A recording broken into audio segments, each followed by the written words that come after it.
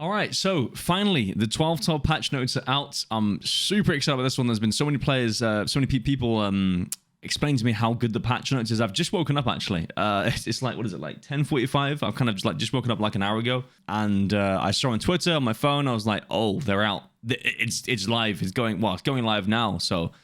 Tobias posted patch 12.12 patch notes, key changes, lighthouse location, obviously. Lighthouse, we know that. This will be the first iteration of the location. In the future, the territory will be expanded and include new bosses. There will be new AI types. So XPM's USECs called rogues. It seems like what they are, they're well armed. They're kind of like raiders, it says. They have similar interests to raiders. Rogues have taken over the water treatment plant. So the water treatment with the big circles, all that stuff. And you saw in the trailer there was like big circles. There was a big sort of there was a big fight actually on that area. I'm pretty sure that must have been against the rogues. They'll have stationary machine guns, grenade launchers set up along the perimeter of the treatment plant, and there'll be fighters patrolling around the clock. When an enemy is detected in a sector of fire, or there is suspicion of enemy presence, the guards will open suppressive fire. They are lenient towards PMCs. Sorry, they are lenient towards USECs. They were previous USECs themselves. They are lenient towards USECs, and they are aggressive against bears. Don't get too close. Even if you're a USEC, they'll warn you and then shoot you. So you have to kind of watch out. But if you're in a group with a bear, then they will be aggressive towards you, no matter what, right? Because you're grouped up with a bear. If a USEC engages in a fight with a rogue, he will be considered a traitor and will be treated as hostile for the next several raids. Inertia has been added into the game. Essentially, it manifests itself in the following situations: walking and strafing, sprinting, sharp turns during sprinting, landing after jumping or falling off a height, leaning and sidestepping. So jiggle peeking and also leaning, as it says, right? Which is pretty cool. I didn't know that, but that's nice. So leaning slower if you're overweight or whatever. Again, like this, it ties into your weight and your strength skill. So you can kind of tell, like, all of this stuff will be slower if you have lower strength or higher or a heavier weight. As I said in the previous video, in the trailer breakdown or the trailer analysis part of the previous video, this patch will be a sniper patch. This patch will be the patch of the sniper. I mean, there's new snipers coming in. I'm pretty sure there's a new DMR coming in. There's new scopes as well, rangefinders, obviously. This will change the pace of the game completely, which I think is insane. It's going to be so good. Yeah, I'm excited for it. Expanded the crouching and getting up mechanics. So these now drain stamina depending on your weight. Expanded the weapon malfunctions mechanics. Along with misfires, weapons can now suffer from the following malfunctions: failure to eject, failure to feed, and jammed bolt. You can go through all these. I'll put this in the description below, so you can obviously click on the link and go through these yourself if you want to. Jammed bolt. Hard jamming occurs only at low values of technical condition of the weapon, 5% and below. There's two types. Okay, so there's normal and hard. Only difference is the duration of the troubleshooting. So the only difference is with a normal jam bolt, it's faster to get rid of. Hard jam bolt is harder to get rid of, obviously, and that's 5% and below on the hard one. Malfunctions cannot occur in new weapons with durability more than 95%. Anywhere from 95% and above, malfunctions cannot occur, except for malfunctions caused by overheating, which would probably be the failure to feed. The main source of this problem is the weapon magazine, especially the high capacity and drum mags. High cap and drum mags, like the 60 rounders for the M4s, all that stuff, the drum mags for the mutant, they will have a higher chance of failure to feed malfunction. So other sources, cartridge characteristics of the bullet, weapon overheating. So obviously spraying too long, that tied in with the large magazines is massive. That's a huge change. Huge change. Again, another change going towards the snipers because or the semi-autos, the DMRs, the long range, because right now, like running a 60 round mag and full autoing will get you malfunctioned like all the time. It'd be insane. So this is nuts. And also the technical ignition of the weapon, obviously. I guess the malfunctions for overheating won't count towards the 93%, so you can get a malfunction if you obviously go too ham with your full auto. Some types of weapons cannot have certain malfunctions due to the design or mechanism of of operation. I'm not sure which ones these are. They won't tell us. We'll just have to find out. Now, in order to fix the malfunctions, you need to determine its type first. To do this, you need to inspect the malfunctioning weapon via the weapon inspection hotkey. Oh, okay, right. So you press a button and then it kind of flips your weapon, looks at it. That might be kind of slow. If you get this in a gunfight as a scav or something, that might be kind of awkward. Characters with elite level troubleshooting skill will automatically detect the type of malfunction as soon as it occurs without having to inspect the weapon. Okay, so that gets rid of the inspecting thing. Weapon overheating related to... Yeah, so weapon overheating. Weapons heat up after each shot. The heating rate for each shot depends on the cartridge, the barrel, and other heating-related elements of the weapon. So receivers, muzzle devices, hand guards, etc. The degree of overheating can be monitored by the visual state of the barrel and muzzle device. So the barrel and the muzzle will get hotter. I think we saw in the trailer, actually, there was one time where the suppressor got red hot, to the point where he had a some sort of I think it was like a bolt malfunction or like a bolt jam, I'm pretty sure. Slight overheating the weapon is heated, but there's no reddening of the barrel and muzzle devices affects heating of the barrel. Mirage or heat haze as well from the front of the weapon. Okay, so the barrel, muzzle devices, and handguard are visible in thermal scopes. Would make sense. So, medium overheating, weapon accuracy decreases, malfunction chance increases, wear increases, and the weapon's maximum durability is reduced when firing. Oh, really? Okay, I guess because it's technically damaging the weapon. It's damaging it, so technically the maximum durability decreases over time. So that then brings on even more chance of having a malfunction. Severe overheating, weapon is very hot, the barrel and muzzle devices are sizzling hot. Affects weapons rate of fire changes. Possible cooking off chance. Not sure what that means. I don't know. But yeah, the rate of fire slows down. I assume slows down, which is wild. That's insane. Okay. So maximum overheat, the malfunction occurs, and the bolt gets jammed. Right. Okay. So maximum overheat is when that happens. Gotcha. Okay. Right. So maybe, but still, like, if you do this over and over and over again, if you keep doing this, like towards severe overheating or medium, you keep doing that over and over and over again during a fight, the maximum durability will be decreased. You got to watch out for your 93% durability weapons. If you're at like maybe 95% and you do this too much, it could drop a few percent, and then suddenly you're in the range of getting malfunctions. So you got to watch out for that. So they've improved the mechanics of external ammo ballistics. Essentially, like, it seems like overall, I've seen this already. These are examples. Like the M80 here. This is at 100 meter zeroing. That's the old trajectory where it goes like up and then back down again, like pretty heavily. Essentially, it's a lot flatter. The zeroing was really weird, right? The zeroing was quite strange in terms of like how it worked. It didn't quite work as what we thought. Now, I think the zeroing works perfectly fine. Like, this should hopefully be a fix to the zeroing. Adjusted the recoil mechanics when shooting. Reduce the automatic recoil computation when firing long bursts. You might have to control it more then. You might have to do more to control it. Decrease the recoil reduction bonuses from skills. Okay, even more of a nerf to recoil, which is great. Now, VoIP. Here it is, VoIP. The one we've been kind of waiting for. This is designed for coordination and the ability to negotiate and just have a chat with someone, to sort of see what their goals are. Do whatever, really, apart from be annoying and stupid. Yeah, that's not a thing. We shouldn't be doing that. If you do, you will get reported. I know on the podcast they're doing right now, actually, BSG are doing a podcast right now.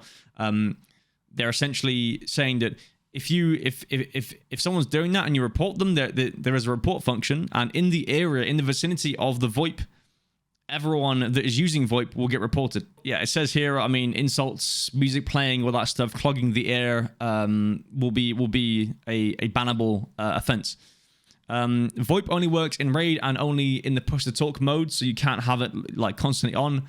Players cannot talk for more than 15 seconds consecutively. This means that every 20 seconds in a raid, you can only talk for 15 seconds, regardless of whether it's consecutive or not. So you can only talk for 15 seconds at a time. Pressing the push to talk button too often will trigger a short-term auto block.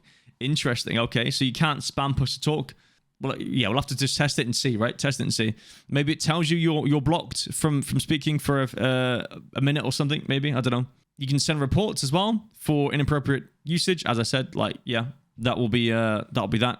The audibility of the voice depends on the distance from the speaker, as well as on all other sound modifiers, room partitions, walls, floors. So essentially, it's like you're talking to someone in a room or around a corner, whatever. That'll have the same sound effect, right? So it could be muffled, could be lower volume, could be a different sort of like tone depending on where you are. Obviously, like even the headphones will even change that as well, right? So maybe with the headphones, you can actually hear a VoIP further away, and also lowered visor too. So if someone's got a visor on, you hear them. You hear like the visor kind of like sound. You can probably tell they've got like some good gear if they got like a visor on. Scavs can pay attention to players talking. So scavs can react to VoIP as well. They hear you, they think, what's that? And then they turn around and they start going towards you. So you got to watch out for that too. I mean, I imagine probably even raiders as well. Like raiders, maybe even bosses, boss guards, even the new rogues maybe as well. VoIP can be quickly disabled from a gesture menu, or via the hotkey. Okay, so okay, great, perfect. That's what I was wondering. You can disable it via a hotkey, which is great. Operational tasks, expanded those, added a description for all the types of operational tasks. They've added like a stat, so how many tasks, how many operational tasks. This is daily tasks, weekly tasks. How many of those that you have completed over time. It'll put that in the stat screen. So they've added the exit through specific extract condition as well. So there will be a operational task that will tell you to extract through a certain extract. Added the ability to partially use different types of food and drinks.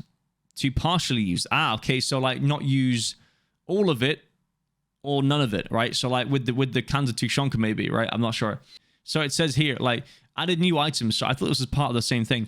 Added new items, new weapons, new weapon parts, 4 new hand grenades, including impact grenades, new equipment, new barter items, new keys, obviously for Lighthouse probably, or maybe not.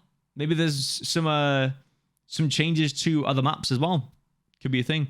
New storage cases. Okay, injector case. Oh, injector case and a key card holder. Okay, so more like a key tool, but for key cards, because you couldn't put key cards in a key tool. Rangefinders, as we already saw in the trailer, good stuff. Handheld rangefinder, tactical rangefinder module, 5 new ammo, I guess, 5 new bits of ammo, new clothing sets, new unique armbands. Cool. All right. Added new quests to Lighthouse. Lots of quests to Lighthouse. I imagine probably we'll just see when we get in there. I'm not, I don't think they want to spoil it. I don't want to spoil it either. So I'm going to just go in there and see, right? Graphics changes and optimizations, screen space reflection. Okay, yeah. So I actually saw on the podcast they're doing, there's new reflections to wet surfaces and also water. Just generally just water and wet surfaces, all that stuff. And the load on the system is noticeably reduced. Optimizations is great. Added optimization for vegetation rendering at long distances, long ranges. This allows us to significantly reduce CPU load in locations with large numbers of trees and other vegetation. So woods. I had a massive issue with woods actually, where I was in the village looking like towards the main sort of like logging camp, all that stuff. It was really bad FPS. It was really bad frames. So hopefully maybe that would have fixed it. I don't know. We'll see. Reduce the desaturation effect during rain. The picture is now more vivid. Okay, yeah. So when it was like really rainy, I guess they've made it more vivid now. Where when it's stormy or raining, it's just a bit less bleak and dark and dreary.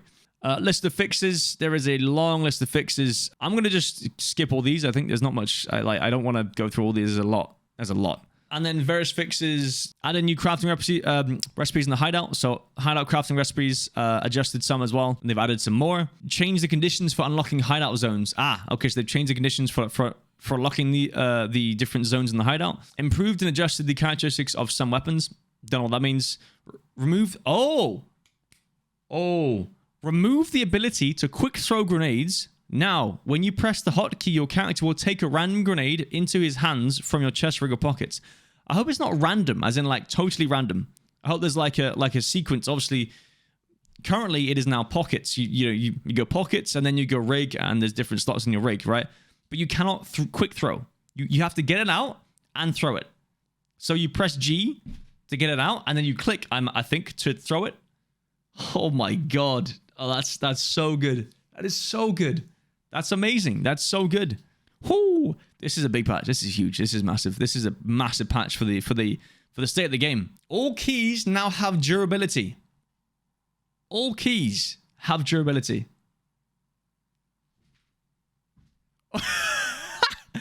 100 units, except for the keys that already had durability. Okay, so things like factory key will still have 50 uses. Keys like the 11SR will have 15. That's fine. But all keys now have a maximum of 100. Things like Kiba Key, the ultra medical storage, or the ultra medical thing upstairs. Dude, the name escapes me. I've forgotten it already. That's crazy. But yeah, that's insane. That is insane. That's nuts. That's, oh my god, holy shit. Okay, so they've changed some of the gear that you get when you start as a player, as a scav or as a normal scav. Changes in the trader's range of items. Okay, interesting. We'll have to see that when we get in there. Okay, dude. I saw this earlier, and I was looking through this, and I saw this earlier. So, specific items can no longer be put up on and purchased on the flea market. So, specific items are banned from the flea market. This is what I was hoping for. So, slicks are gone. No flea market for slicks.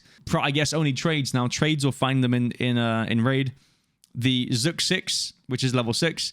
The Redut tier 5, the Fort Redut, the Hex Grid, Riz T. You couldn't put the Riz T, you couldn't find a Riz T in raid, so maybe you can now find a Riz T in raid because they've said that you can't put it on the flea market. So maybe because you couldn't find that before, you couldn't put it on the flea market because it wasn't a thing you find. It was only a trade from Ragman. The Exfil helmet you can't put on there. It says the Exfil Black. There's multiple different ones, I'm pretty sure, right? I don't know. We'll see. Alton, you can't put the Alton on the flea market. Oh, dude. Oh, man. The Vulcan, that's fine. Zabralo, you can't put on the market. So that's the... wait, hold on. 0 out of 85. Okay. So they fixed it for the quest because there's quests we have to hand in like a full Zabralo and a below 50%. So, I mean, I'm not quite sure what this exactly means, the 0 out of 85, whether it's only that one. So you can put up like a 1 out of 85 or a 2 out of 85. I don't think so. There's no way they do that. Gen 4 body armor, full protection, Fort Defender body armor. Yes, it's just tons of armors. Like the Gazelle K armor you can't put up. That's the level 5 armor you can't put up. It seems like nearly all the level 4 and level 5 rigs. The Wartech TV110 you can't put or buy on the flea market. That's level 4. Holy shit, dude. You can't put a Corund up as well. No Corunds. You can't put the raid backpack on the market either. Oh my god, dude. This is insane. The CBC mod plate carry as well. This is nuts. This is insane. Attack 2 backpack you can't get on the flea market. That's like trades on Ragman then. Just Ragman trades. This is going to be insane. All the big backpacks basically. And then ammunition. Oh man. 45 ACP, M61 993, M62, BS, BT. Oh no, hold on. No. Rewind. That is 72x54. So APSX, Subsonic SX, SSAAP. Dude, this is nuts. 55A1, 56A1, 995. Oh my god, dude. BP. Oh. Igolnik, BS, 7 and 40. What's 7 and 40? That's a new round. That's got to be a new round. 7 and 4. I'm not, because Igolnik is 7 and 39. Or at least it was. But 7 and 40, I'm not sure what that is. That's a new round for sure. AP20 slugs, you can't. Oh man. The grenade launchers here, those ones. The flashbang rounds from the KS23. Blackout AP. Lapua Magnum AP. Dude, so like if you get all of this stuff, you can't sell it. Apart from to traders. You can't sell it, you can't buy it. Even like the P90, SS190, you can only get from traders. Oh, dude, this is insane. This is huge. This will change the game completely. This is going to change the game completely. The game's changed. You can't buy a FLIR. You can't buy a Reap-IR. You can't buy the GPNVG night vision. I was saying this before the patch even happened, that they need to change something with the economy. They need to change something so that maybe there's like a black market, a selection of like really high tier things that are just like not allowed in the flea market because they're black market stuff and you're just not allowed that. So they've done it. They've literally done what I've said. That's insane. You can't buy 100 round mags. You can't buy the 60 round mags for the 5.56. You can't buy you can't buy a labs key card. Yeah. Oh, well, you can't sell it either. You can't sell it. Oh my God. You can't buy labs keycards from the flea market. This is huge. All right, that's the end of the patch notes, but that is the biggest change I've seen in terms of like the economy and how it's going to work, and the availability of these items are now only found in raid or from traders. That is massive. That's huge. So I mean, flea market's not going to be that useful. Maybe for barter items will be very useful on the flea market. Generally the flea market won't be that useful. You might find a few things here and there that are useful that you could put up potentially or buy, but they'll be expensive. Very expensive. So there we go. I'm still kind of like taken aback by the patch notes there. That's the first time I've seen those as well. I read through them a bit and I kind of like skimmed through it on my phone as I was waking up. I don't want to read it all because I want to do a video, but holy shit. Anyway, right guys, enjoy the wipe. Seriously, enjoy this. I am a big fan of this. I know some people might not be that, they want to get on and get their alt-ins and run in for a few raids after they finish work. The casual players might find this annoying, but this is a good change for the overall balance and the health of the wipe. Usually within like maybe a month, everyone's running full meta kits. Everyone's got not everybody obviously, but most people that play this game a decent amount will have 10 million plus rubles. They'll be chadding out again. This stops that. I assume it stops that. It's insane. Also the keys are going to be so expensive now. Keys are going to be limited. Every key is limited. Keys will be an absolute goldmine. Jackets, search your jackets. Anyway, guys, I gotta go. Thanks so much for watching. If you haven't already followed my Twitch channel, it should be in the description below. Twitch.tv/Hayes. Go there, follow that. I'll be playing the wipe today. On wipe day when it's out, and for the next whatever. This is insane. I'm gonna have so much fun with this. Yeah. So I expect you to be there. Give it a follow, and yeah, we'll see you around, guys. Thank you so much for watching.